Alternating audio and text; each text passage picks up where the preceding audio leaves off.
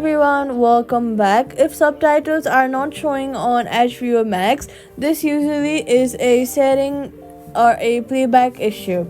While a video is playing, go ahead and tap the screen and open the subtitles or caption settings.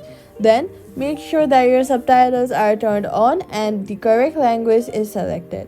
Then check the video and restart the playback to refresh subtitle settings. After that, head over to your app store, search for HBO Max, and then update it. Sometimes issues like your subtitles not working happen because you are using the outdated version of the app. Updating it ensures you have all the latest files and bug fixes. Then go ahead and log out of the app and log back in if the subtitles still do not appear. After these steps, subtitles will work correctly on HBO Max. So, if you want your subtitles to work correctly, follow these steps and it will work. And that's it. Subscribe for more quick fixes.